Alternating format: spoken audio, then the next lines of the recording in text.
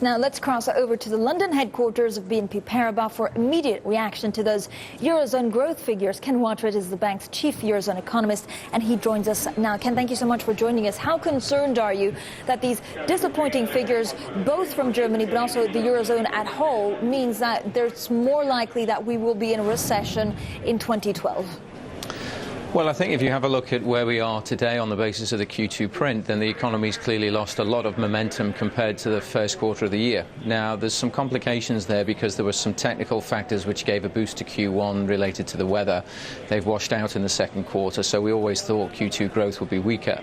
I think the real problem is the momentum indicators, things like the PMIs, they've been weakening as we've moved through the latter part of the second quarter into Q3. So what that's indicating is that the momentum's getting worse as we go into the second half of the year. So if you take the average quarter-on-quarter increase in GDP in the first half, which is a little less than half a percentage point, and then you look at where the leading indicators are pointing, it's suggesting that the economy at best in the second half of the year will be growing only marginally. And so clearly it's possible that we could see either a flat performance or even the potential is there for a decline. Yeah, and Ken, I guess the other problem is, of course, that, Germany's Chancellor Angela Merkel has been so fearful of the political backlash and increasing the EFSF or, issuing eurobonds. How much more difficult politically is it going to be for her to come up with new initiatives now that actually growth is slowing in her home country?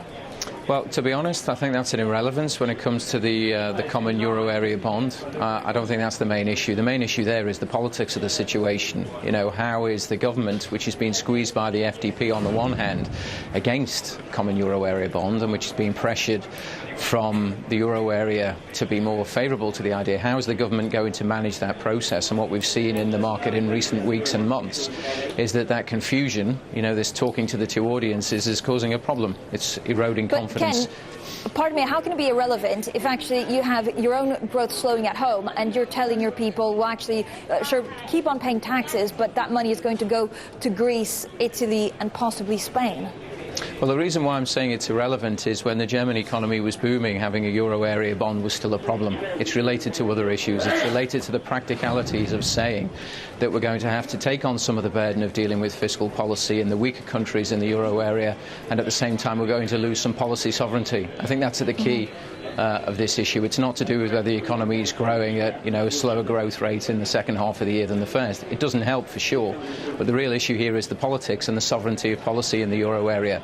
If we can deal with that, then the euro area bond can move onwards, irrespective of whether the German economy is slowing down or not. And do we need a eurobond area, a common eurobond, to actually stem the crisis? Is this the only way, and are we ever going to get it?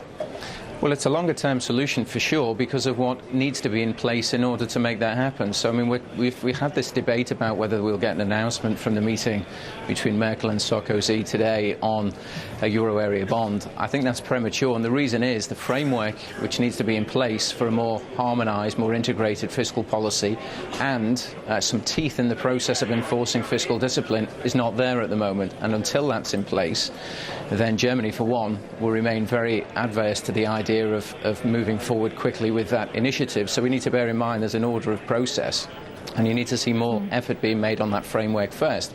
In the end, I think this is the way the euro area will go, but for the reasons I gave earlier, the loss of sovereignty, political opposition to this in some countries, it's going to take time. To expect an announcement on this as quickly as today's meeting is too premature. But in the end, probably this is the way the euro area will go. Yeah, in fact, her spokesman has already said to not expect a shock and awe package today. Okay, Ken Wattret, thank you so much from BNP Paribas there.